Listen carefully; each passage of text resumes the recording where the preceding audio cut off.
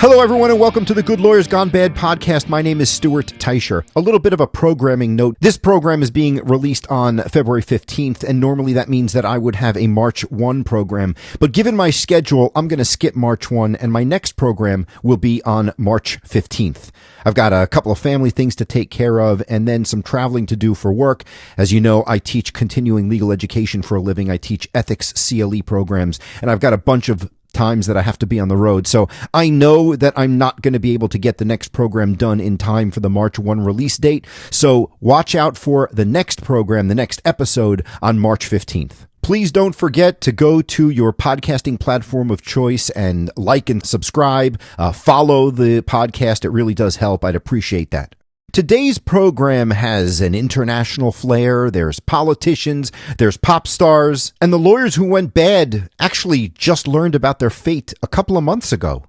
So enjoy what Shakira, Sharif, and a Shady law firm all have in common. Abdou Mbaye sat behind his large oak desk. Abdou loved that desk. When the desk was delivered 10 years ago, it was so large that he had to get his brother-in-law to remove the office door, cut out the door frame, and repair the mess after the desk was dragged into his office. And it took several men to drag that desk into his office. Of course, his brother-in-law didn't protest at all. He was being paid good money by the government of Senegal to do whatever Mbaye asked. In fact, the carpentry work was preferred. At least removing a door frame didn't involve disposing of a body. Abdou spent decades creating his career. Years of eliminating political rivals, intimidating citizens, and manipulating the law all brought him to the point where he could acquire a prize political appointment in the Senegalese government. The coveted position was Minister of Mining and Natural Resources. And when he assumed that position 10 years ago, all of his work climbing the political ladder began to pay off. Literally. Abdou Mbaye made bribery an art. As an official member of the government, he couldn't muscle people for money like he used to years ago. He couldn't outright extort shop owners like the old days. No, in this position, he had to be far more savvy about how he made his extra-legal compensation. But the effort was all worth it. Over the past decade, Mbaye was able to squirrel away hundreds of millions of dollars from wealthy mining corporations who wanted the vast natural resources of his homeland. Abdou Mbaye was not only smart about knowing how to accumulate that money, he was also smart about knowing when to stop. And that time to stop had come now. Mbaye looked at his watch. He had summoned his consultant to his office at 3 p.m. It was 2:59, and he was sure there would be a knock at the door any second. As the time switched to 3 sharp, he heard 3 even raps on the door. "Enter," Mbaye said. He was very enthusiastic. As the visitor entered his office, Mbaye roared, "I knew you'd walk in at 3 o'clock on the nose. No matter how much time you've spent in Africa, you still cannot shake that German efficiency." The man replied in his thick German accent, "It is true, Herr Minister. You know what they say. You can take the boy out of Deutschland." For the next hour, the pair met alone in front of Mbaye's oak desk. Mbaye turned off the recording devices that were installed in the office, and the minister discussed a delicate affair with his right-hand man, Joseph Kaiser. Mbaye was on the cusp of reaping the true benefits of years of receiving bribes. He was ready to retire, and he wanted to take his savings and his family as far away from Senegal as he could. It was time to take his money and head to New York. He needed Joseph Kaiser to assist in that regard, but it would be worth it for the German. Mbaye knew the value that Kaiser brought over the years, and this last act of loyalty from his consultant would make Joseph a rich man. 2 weeks after sitting in front of Abdou Mbaye's large oak desk, Joseph Kaiser found himself at another piece of wooden furniture. This time, it was a large conference room table in the office of a high-powered New York City lawyer. Kaiser must have been impressed with the lawyer's conference room. Large pieces of expensive artwork adorned the walls. They were all set strategically between massive bookcases that contained rows of lawyerly-looking volumes. It was here that Kaiser would engage in a delicate negotiation. He needed to get his boss's money out of Senegal and into the United States in a way that would not raise suspicion about how it was obtained. When the lawyer walked into the room, he closed the door behind him and began with the obligatory pleasantries. As soon as Joseph opened his mouth, his accent gave away his native homeland. "Let me guess," the lawyer said, "you are of German extraction?" Joseph used the remark as an opportunity to get down to business. "Yes," he said, "I can't hide it. But there are other things that have to be hidden." Joseph immediately got into the details. He explained, "I'm working in West Africa. I'm an advisor to a minister of mines in one of those countries." And he explained the situation, how there are lots of rare minerals and natural resources, and there are people who would pay some special money for access to those rare minerals and natural resources. "Bribes?" Joseph explained. I wouldn't call them bribes. I would call them facilitation money. "The minister has made some money," he explained, "and he's getting older. He wants to spend it in a nice environment that is not his own country. He wants to bring the money into the United States. His wife wants a brownstone, and he wants a Gulfstream jet." Joseph explained that he needed to get the money into the country in a way that will not attract the attention of people who will claim that his boss did something improper. The lawyer knew where the conversation was heading, and without much further prodding, he too got down to business. The lawyer began by explaining the U.S. Foreign Corrupt Practices Act, and then he dove headlong into a conversation about how to do business in a way that didn't trigger those type of laws. He said, "We have two issues. The first issue is how to bring the money here without your boss's name appearing on the documents. The second one is ensuring that his name will never appear." The lawyer explained that the first step would be to move the money into the United States. And then he started to talk in sort of a stream of consciousness manner. He was kind of brainstorming out loud.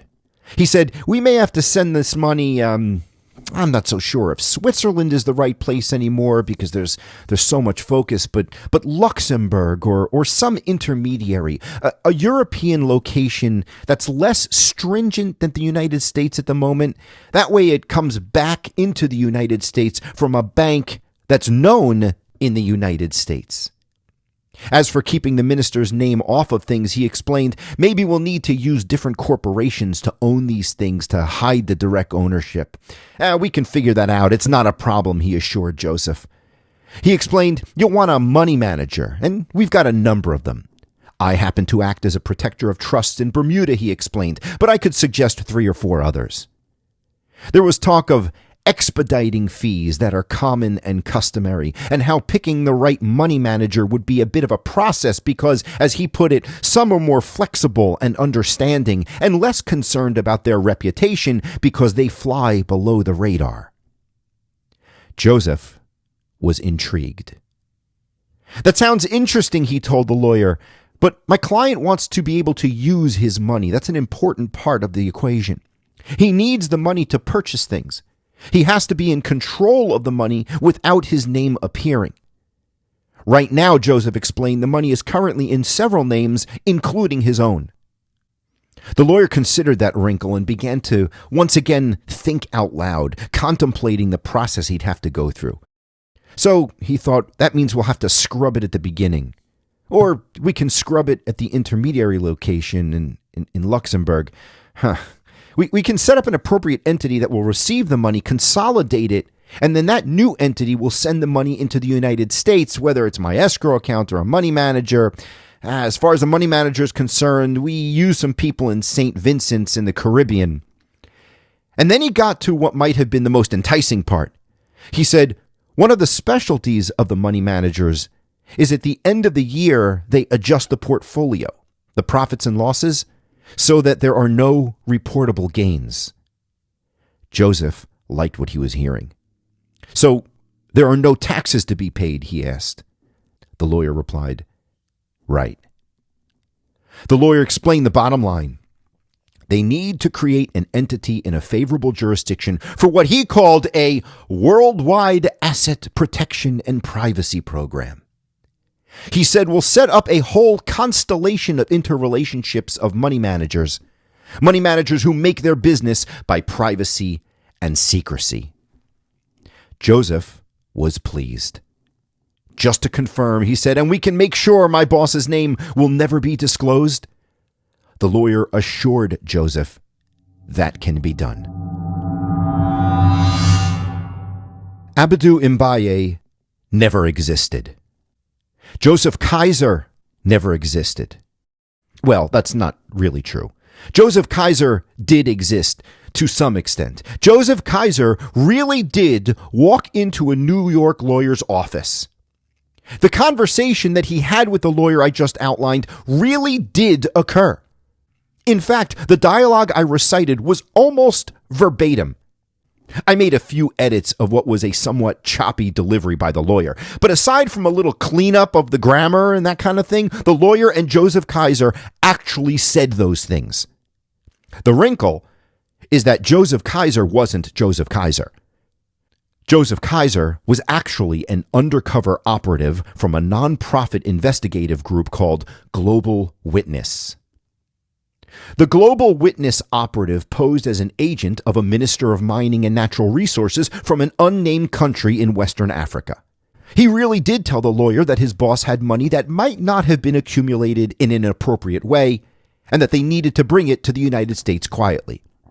The lawyer really did map out a way to do it.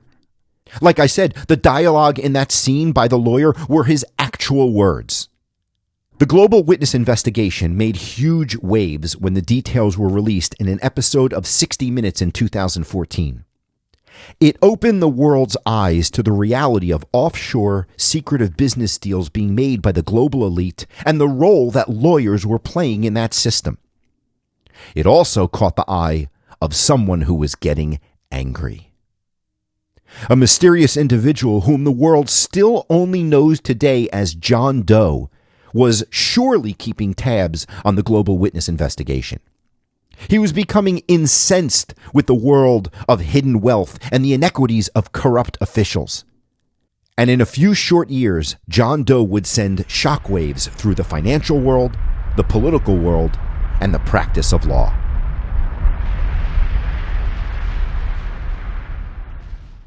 I feel strongly about something that most people really don't think about. I mean, some people think about it, and if you share my obsession, then you're going to get it. But if you're not wholly passionate about this thing, then you're just not going to understand where I'm coming from. I have a thing about fonts. You know, typeface. I have a deep feeling about fonts. There is one particular font I love and one particular font that I despise. The font I love is Helvetica. It is the greatest font ever created. I don't want to hear anyone try to convince me any different. Do not try to sell me on Times New Roman. I won't hear it. Helvetica rules. Oh, and not Helvetica New. That font is a poser. The best font in the world is the OG Helvetica. As for the font I hate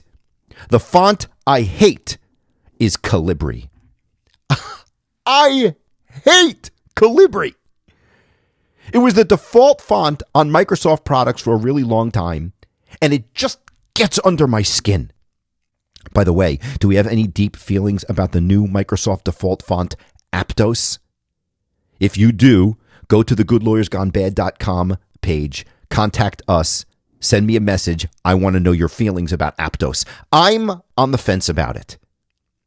But what I can tell you for sure is that I hate Calibri. You know how much I hate Calibri? Listen to this. And if you're a font head like me, then you're going to get this. I hate Calibri more than I hate Comic Sans. That's some hate. Calibri was created by a guy named Groot. I am Groot. No, not that Groot. Calibri was created by a Dutch designer named Lucas de Groot. He runs a company called Lucas Fonts, and he probably loves Calibri. But I hate it. There is, however, one person who I am sure hates Calibri more than me. The other person who hates Calibri more than me is the former Prime Minister of Pakistan, Nawaz Sharif. Yeah, that's because the typeface was at the heart of a huge scandal that engulfed the former Prime Minister as well as his daughter, Maryam Sharif. In 2016, there was a data leak that caused some big problems for the Sharif family. The leak revealed a string of offshore companies that were used to purchase a bunch of luxury properties in London. The details of the leak apparently connected the Prime Minister and his daughter to those companies. And when the critics of the Prime Minister got wind of that connection, they started to wonder whether he and his daughter used public funds to purchase those properties. An investigation was launched. The Sharif family gathered evidence to defend themselves against the charges that they misused public funds in the purchase of that real estate. They submitted a variety of documents to support their position. One critical piece of evidence was a document from 2006. The contents of that 2006 document was supposed to distance the Sharif family from the luxury home purchases. Apparently, it showed that the Prime Minister's daughter didn't have any direct involvement with the purchase of those properties. Rather, it claimed that she was only a trustee of the company that bought the flats. If that were the case, then she could deny any involvement if public funds were actually used to buy the property. She could claim that she was just a cog in the wheel and that she had no idea that any improper dealings were going on. The problem was, the investigators didn't buy it. The government's problem wasn't so much with the story the Sharifs presented. It was with the document the Sharifs presented. The government claimed that the documentary evidence was bogus. They claimed that the document was created after the investigation was launched and that the Sharifs backdated it to 2006. The reason they believed that was because the document, allegedly created in 2006, was typed in the Calibri font. The problem was, the Calibri font wasn't available until 2007. Our Dutch friend Lucas de Groot, I am the other Groot, he started to design Calibri in 2002. He sent the final version of the font to Microsoft in 2004, but Microsoft then tested the font internally for several years. It wasn't made available to the public until it was released in the Microsoft Office 2007 software package. It was virtually impossible for the Sharifs to have used that font for an official document a year before it was released. The revelation was nicknamed Fontgate, and it was a scandal in Pakistan. I didn't bring up this story because of the fonts, even though I could honestly talk about them for an hour. I did a CLE program about what fonts teach about legal ethics. I'm not normal. I also didn't bring it up because of the Sharif scandal in particular. I brought up the story because of a different issue. I want to talk about how the information about the Prime Minister's investments were made known. And that story is about some lawyers. But it's a story that starts in Nazi Germany. Nearly 2 decades before World War II, Nazi Party leader Adolf Hitler knew that his ideas would make him a lot of enemies. So in 1925, he created a group that would serve as his personal bodyguards. The group was named the Schutzstaffel, which is German for protective echelon. Eventually, the Schutzstaffel would be led by close Hitler confidant and fervent anti-Semite Heinrich Himmler. In 1929, Himmler would expand the group's size and role until it became one of the most powerful and feared organizations in all of Nazi Germany. You might not recognize the group from its official name, but you've heard of it. The Schutzstaffel was more commonly referred to as the SS. Members of the SS received high-level military training and were taught that they were the elite, not only of the Nazi Party, but of all humankind. In the early years of World War II, Himmler felt good about Germany's chances for success. So in addition to his wartime activities, Himmler worked on strengthening the post-war position of the SS. In 1939, Himmler convinced Adolf Hitler to create an armed wing of the SS called the Waffen-SS. The Waffen-SS eventually grew to 500,000 men. Well, Himmler's feelings about German victory were, thankfully, misplaced. And when the war ended, there were a lot of former members of the Waffen-SS sort of floating around Europe. One of those former Waffen-SS soldiers approached the United States intelligence services and offered his assistance to the U.S. as an informant. The former German officer claimed that he was about to join an undercover group of unconverted Nazis that were disguising themselves as communists. But was this a genuine offer of assistance or simply an act of self-preservation? You could imagine that if a former member of the Waffen-SS was found wandering around post-World War II Europe, they could very easily find themselves on the wrong end of a firing squad. Or the right end of a firing squad. I guess it depends upon how you look at it. On the other hand, a former Nazi officer who could conduct clandestine operations for the Americans against their new Cold War enemies, well, that person might be worth keeping around. There's no specific evidence to confirm whether the U.S. took the Waffen-SS officer up on his offer. There was certainly skepticism.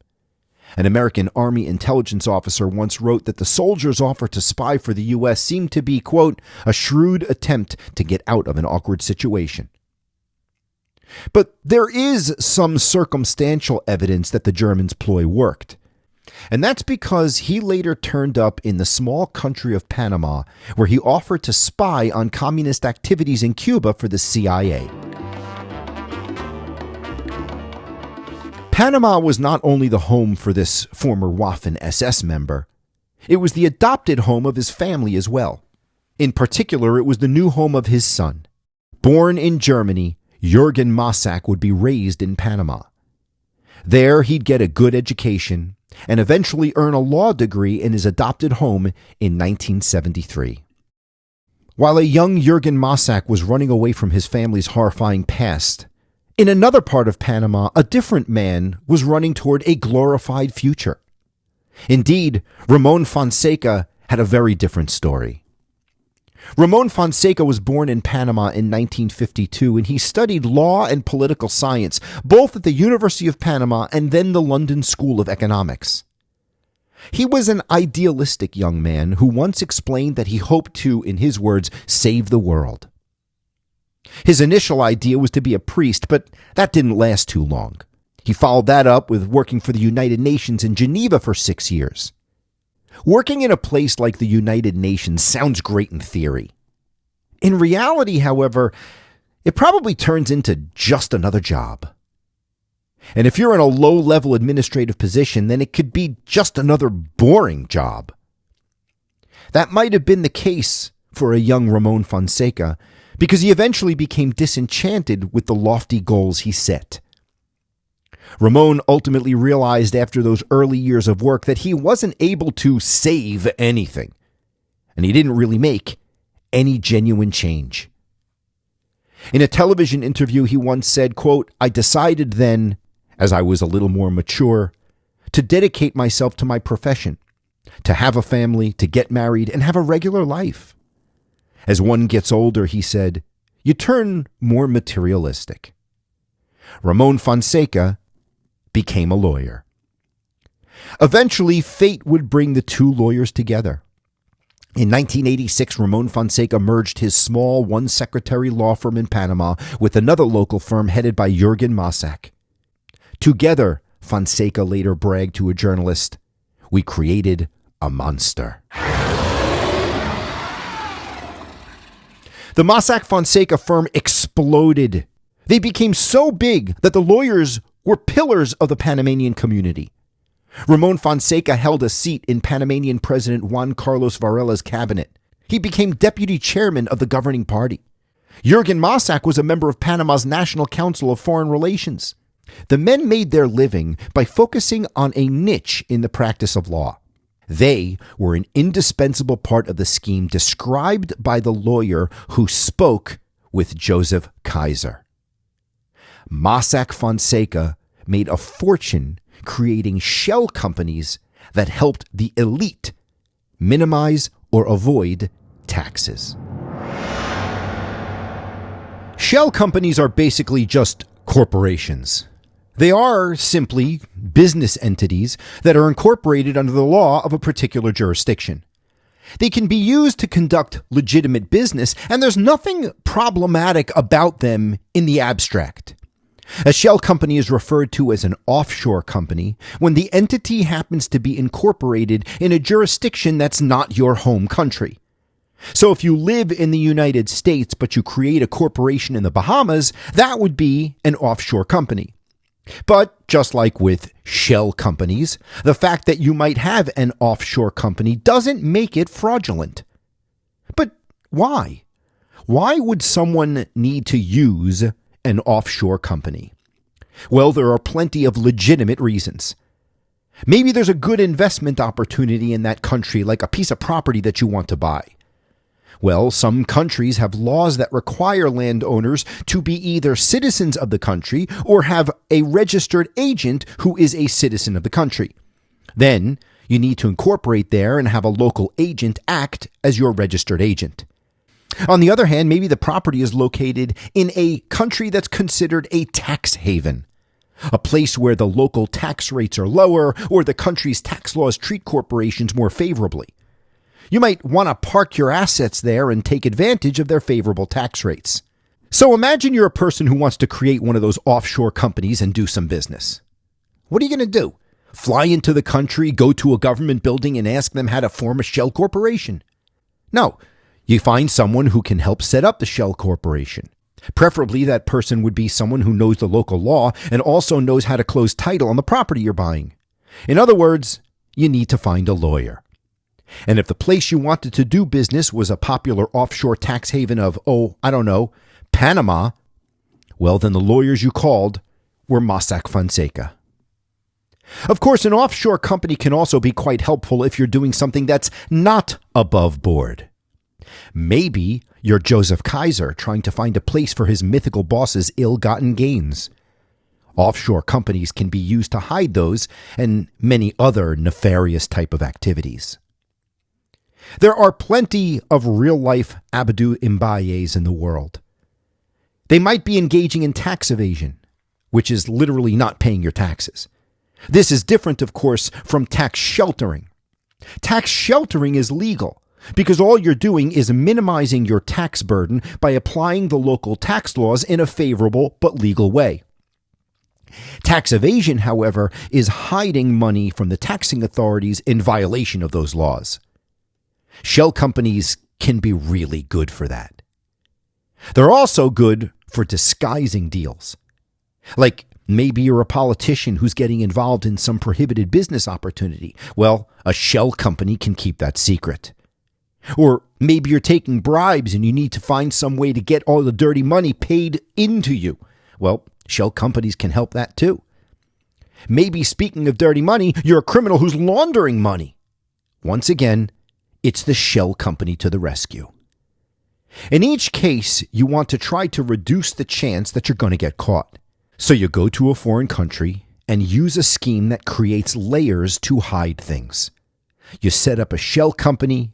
You're elusive about revealing the identities of the company's shareholders. Maybe you use other companies to own those companies. And you move money from company to company, trying to make sure that anyone who wants to look into your dealings have a difficult or impossible time of figuring out who owns what, where the investments are coming from, and where the profits are going. For the clients who were engaging in the not-so-above-board business dealings, the most valuable part of Mossack Fonseca's services was not anything in particular that they did. The most valuable part of Mossack Fonseca's services was something they did not do. Firms like Mossack Fonseca did not ask questions. Mossack Fonseca didn't ask their clients for too much information. That's because their clients didn't want to give any information. In fact, lawyers at Mossack Fonseca almost never talked to their actual clients. Oftentimes, they only communicated with intermediaries who insulated the identities of the wealthy clients from the lawyers. They spoke to those money managers that Abdu Mbaye's potential lawyer in New York was talking about. Mossack Fonseca did only as much as they needed to do. They created the shell companies, kept their mouths closed, and collected their money. That's because the firm's clients weren't just buying legal services from the firm. They were buying silence. They were buying secrecy. Once Mossack Fonseca perfected the services they offered, they expanded their reach across the globe and sold shell companies in cities like Zurich, London, and Hong Kong. They developed relationships with global banks including HSBC, UBS, and Credit Suisse. That's how Mossack Fonseca started as a two-man shop in Panama and grew to Ramon Fonseca's self-described monster with 45 locations around the world. But Ramon Fonseca wasn't the only person who considered his law firm to be a monster. So did the person we know as John Doe. John Doe knew what Mossack Fonseca was up to. He knew who they were helping. He believed they were contributing to worldwide inequity, and he was furious that they were enabling massive fraud. John Doe was not about to sit back and just let that happen. Doe knew that Mossack Fonseca was already somewhat slightly on the radar of the press. The German newspaper Süddeutsche Zeitung had published a story about a raid on a German bank that implicated what the reporters considered to be a little-known law firm called Mossack Fonseca. Those reporters had no idea about the reach of the firm, but John Doe knew. John Doe knew that there was much more to be learned about Mossack Fonseca.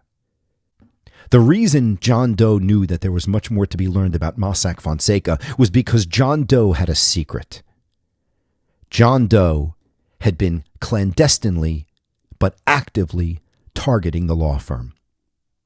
At the time, no one knew the extent of John's activities, but they were substantial. They didn't know that John Doe had secretly hacked into Mossack Fonseca's computers and stolen mounds of information about the firm and their clients. They didn't know that John Doe was about to let the world know the truth about the damage he believed that Mossack Fonseca was doing to the world.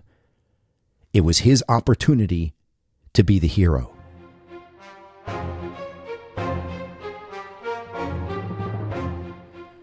John Doe used an encrypted messaging service to contact Bastian Obermeier.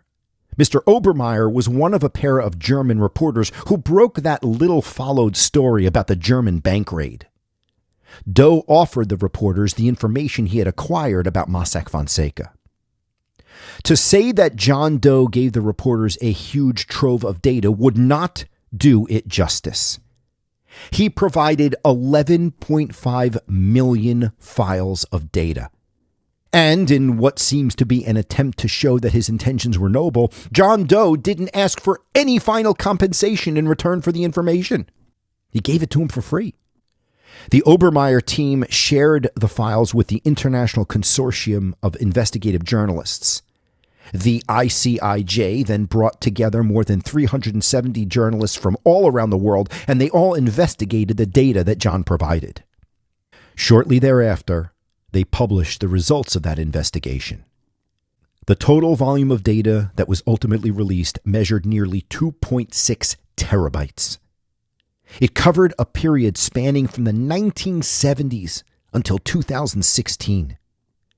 It was the largest data leak in history. Ultimately, the documents provided an unprecedented look into the secretive industry of offshore finance and how it had been used to hide all manner of nefarious behavior. The document leak included emails, bank statements, passport photos, and more.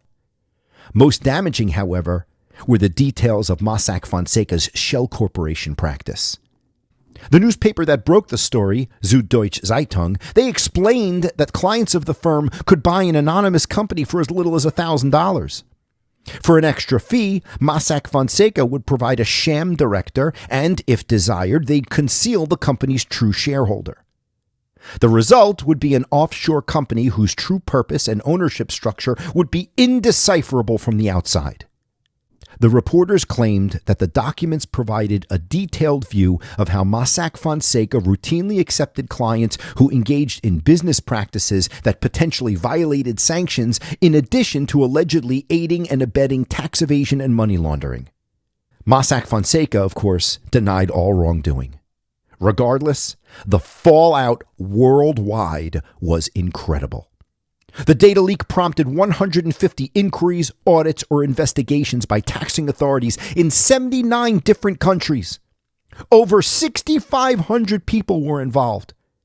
The German newspaper explained, in the days and weeks after the first Panama Papers stories were published, the Prime Minister of Iceland resigned. A minister in Spain resigned. The police in Panama and Switzerland raided both the office of Mossack Fonseca and the offices of a European soccer league. New Zealand changed its laws. The United Kingdom recovered millions of dollars in taxes and fines. Algeria opened a money laundering probe into a corporate titan, and Colombia doubled its tax revenue collection. And one of the people mentioned in those documents was former Prime Minister of Pakistan, Nawaz Sharif. That is how his opponents found out about the alleged improper real estate purchases. It was because of John Doe and the Panama Papers leak. For Nawaz Sharif, the Panama Papers was a disaster. Pakistanis took to the streets in protest when the details were revealed to the public. The investigation into potential misuse of public funds moved forward. The Fontgate scandal provided fuel for his opponents during that investigation, and he resigned from office in 2017 when the country's Supreme Court disqualified him from office. Eventually, a tribunal found him liable for corruption. Sharif stepped down as prime minister after being sentenced to 10 years in prison.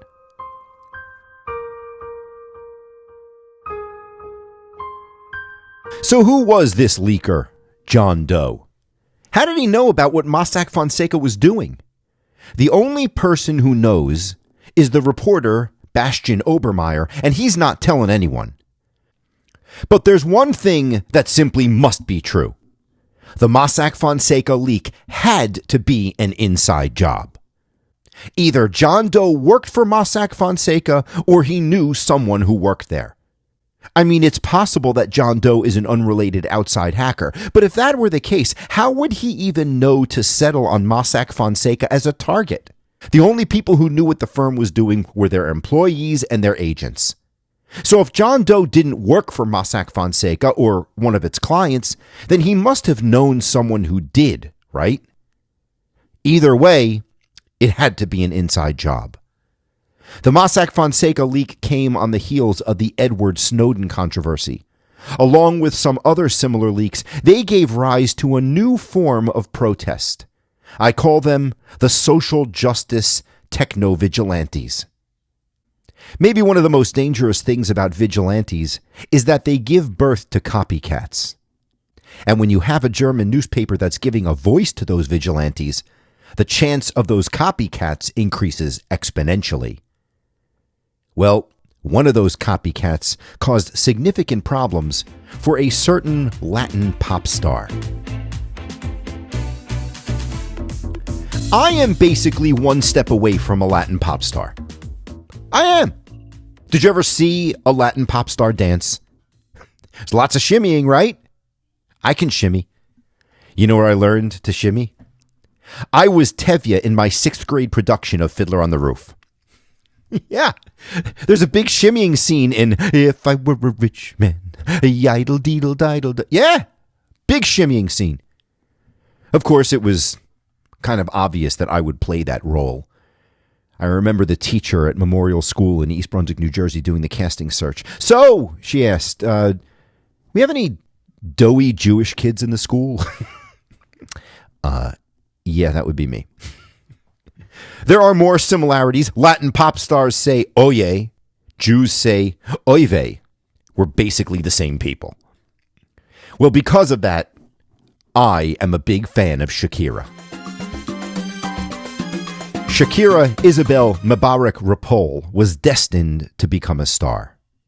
The daughter of a Lebanese father and a Colombian mother, she was a multi-talented child. She danced. She started belly dancing at a young age. She wrote music. She started to write her own songs at only 10 years old. And she acted. She had a role in the Colombian telenovela El Oasis. The fact that she would eventually be known by only her first name is testament to the incredible talent that was and is Shakira. Shakira went from Latin pop star to international sensation in 2006 when her now famous song Hips Don't Lie tore up the charts. Over the next decade, it seemed that everything was moving in the right direction for her. Her career continued to grow, she was a worldwide phenomenon, and she was touring across the globe. Her personal life was also flourishing. In 2010, Shakira began dating Spanish soccer player Gerard Piqué. They eventually had 2 sons. But in 2017, Shakira would get caught up in a scandal. In October 2017, the social justice techno-vigilantes struck the legal world again. Another group of lawyers was hacked. This time it was the Appleby firm, a well-known firm based in Bermuda, who had a sophisticated clientele. The information was, once again, obtained by German newspaper Süddeutsche Zeitung. And, much like the Panama Papers, the data leak revealed the offshore interests and activities of a whole lot of wealthy people. This leak became known as the Paradise Papers. This time the vigilantes released 13.4 million leaked files and 1.4 terabytes of data. Nearly half of them came from the Appleby firm. The other half came from corporate registries in 19 different jurisdictions, most of them in the Caribbean.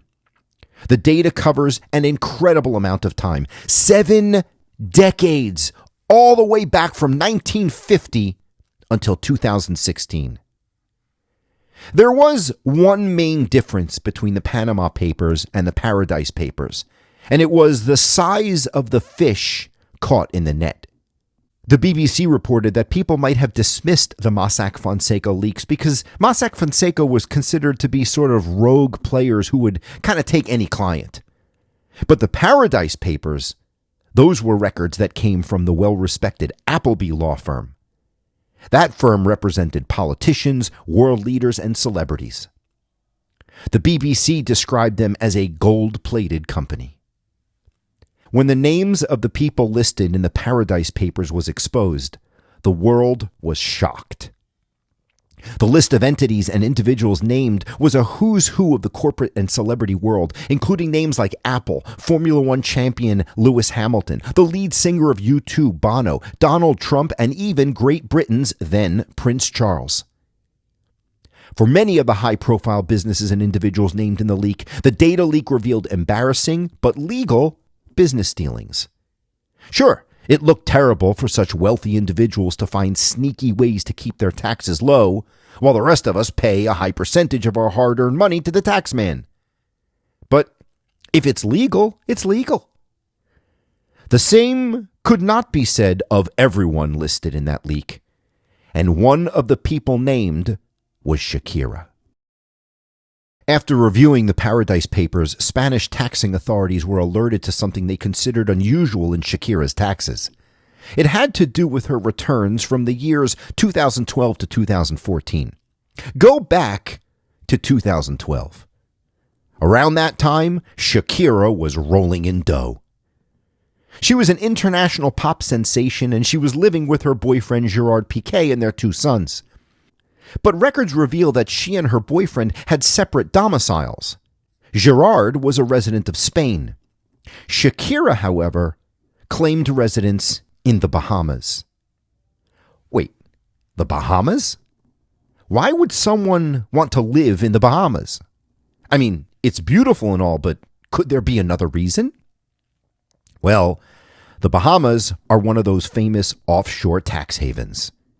Spanish prosecutors believed that Shakira was trying to evade paying taxes in Spain by falsely claiming that her home was in the Bahamas. Spain's laws state that if you spend more than half of a tax year living in Spain, at least 183 days, then you're considered a resident of Spain and you have to pay taxes there. Well, the authorities claim that Shakira lived in Spain the requisite amount of time during the years 2012 to 2014. They claim that she lied about living in the Bahamas in order to purposefully avoid paying Spanish taxes. So, in December of 2018, Spanish prosecutors formally accused her of tax fraud, and Shakira was indicted. Shakira vehemently denied the allegations. Her denials seemed to have a bit of credibility. She claimed that she didn't spend 183 days in Spain because she was shuttling around the world doing her job as an international pop star. I don't know if it's true, but I would think that being a global sensation would mean that you need to spend a lot of time traveling the globe. Well, Spanish authorities didn't buy it, and they didn't relent. Shakira and her team, however, were furious. They believed that the Spanish authorities were simply trying to shake her down. Nonetheless, in July of 2021, a Spanish judge found that there was enough evidence for Shakira to stand trial. Prosecutors were gunning for the pop star. In addition to seeking millions of euros in fines, they also made it clear that they'd be asking for a jail term of 8 years if she was found guilty. Shakira insisted she was innocent. And that's why when prosecutors offered to settle with her in July of 2022, she rejected it. So, with no settlement on the table, Shakira was ordered to stand trial in November of 2023. Before the date of the trial, the Spanish taxing authorities made a bold move. About 6 months before she was supposed to go to trial, Spanish tax agents expanded their investigation beyond the 2012 to 2014 tax years. They started to look at 2018 as well.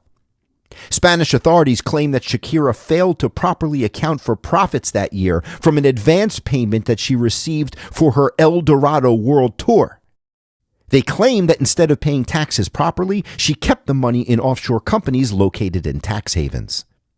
After calculating the amount they said she underpaid for 2018, they asserted that Shakira owed another 6.7 million euros.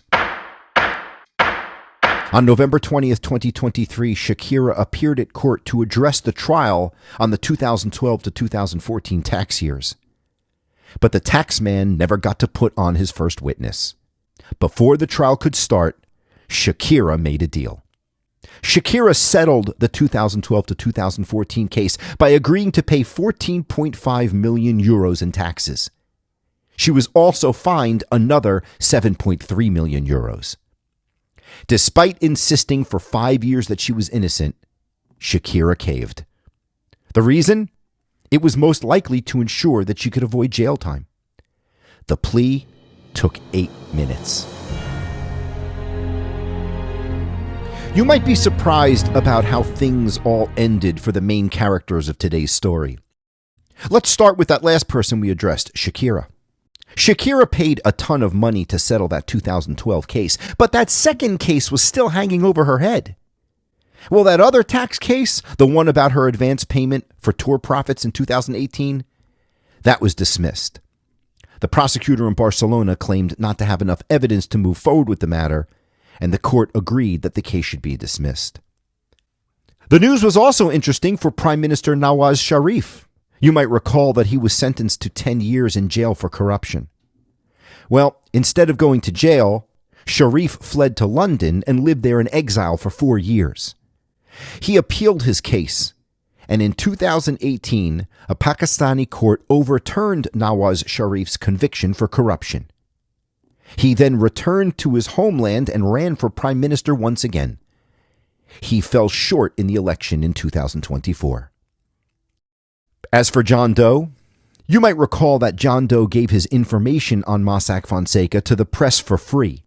But he might have done that because he was apparently making a deal with German authorities to get paid.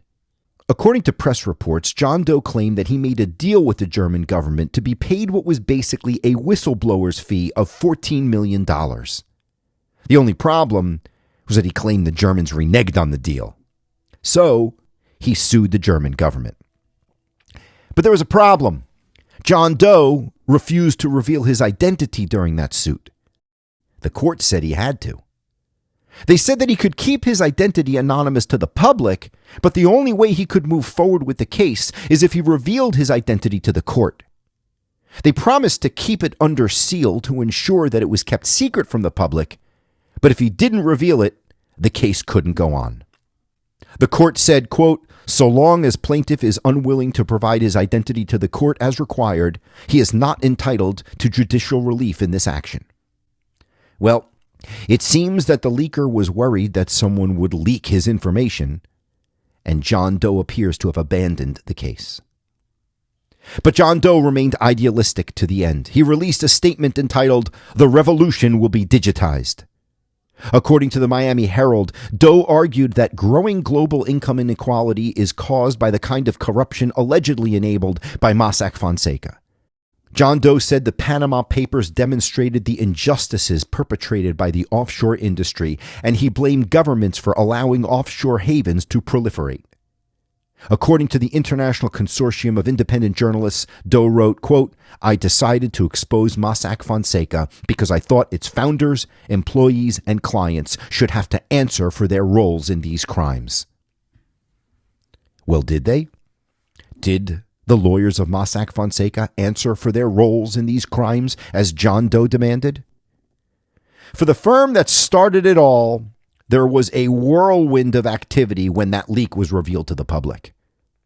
When the news hit the papers, everybody went ballistic.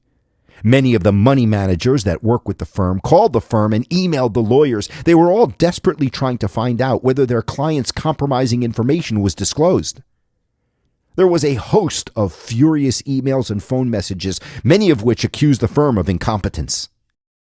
Interestingly, the firm actually had a whole host of clients that were sending identifying information to the firm. People like the president of the United Arab Emirates, Sheikh Khalifa bin Zayed Al Nahyan, Ukraine's President Petro Poroshenko, and even celebrity Jackie Chan. They were all sending information to the firm proving that they were the legitimate owners of some of the companies. Those clients wanted to prove that their companies were valid so that they could continue to operate them. Of course, the leak attracted the attention of law enforcement. Prosecutors raided the Mossack Fonseca offices. The firm was bombarded with demands from countries like India, Spain, Sweden, and Argentina, all asking for information about taxpayers from their countries who were named in the leak and had apparently owned offshore companies. Meanwhile, while all of this is playing out in the media, the firm is losing clients in droves. A message from a Luxembourg-based intermediary named Jeffrey Davies summed up how many of the firm's clients probably felt. He wrote, and he wrote this in all caps, quote, "Your company is not reliable and credible.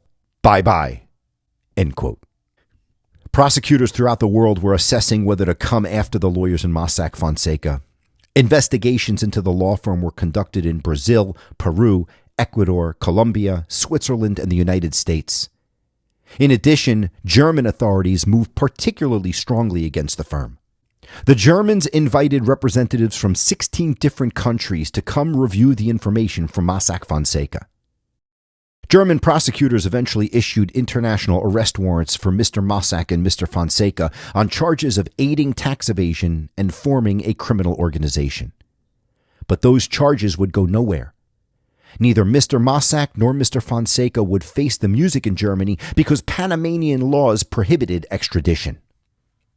The lawyers, however, would not be so lucky when it came to their home country.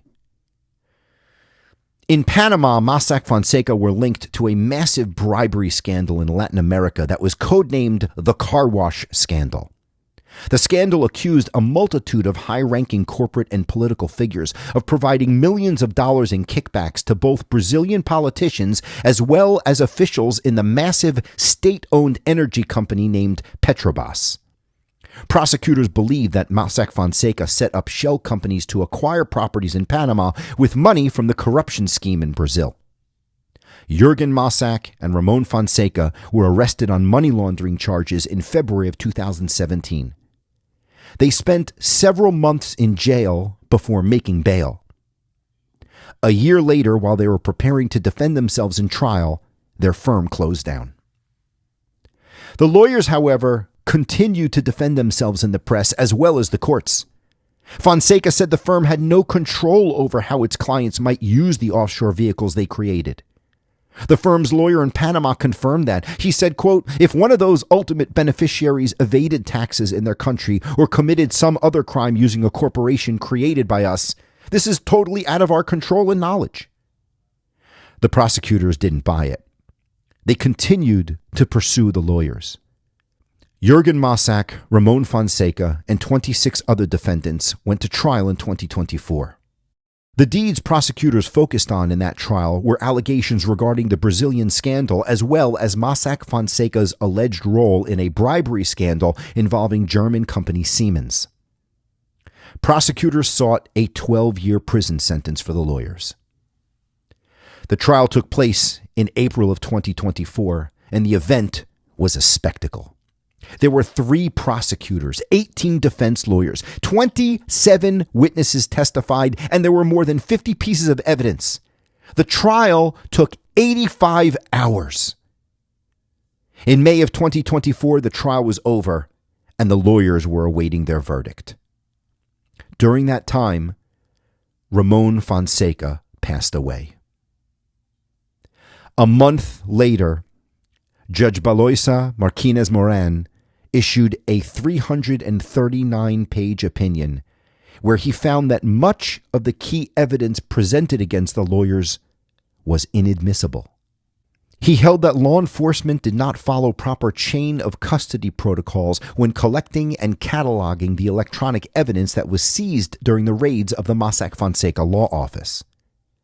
As for the remaining evidence, it was insufficient to hold the defendants liable. Almost 8 years after the newspaper leaked the treasure trove of information provided by John Doe, Jürgen Mossack, Ramon Fonseca, and the other 26 defendants were acquitted. Well, I hope you all enjoyed that program. Thank you very much for listening, everybody. Don't forget, the next episode is going to be released on March 15th, not the 1st as it usually is because of my schedule. Please don't forget to go to your podcasting platform of choice and follow the program, like it, and review. I'd really appreciate it. Enjoy the rest of your day.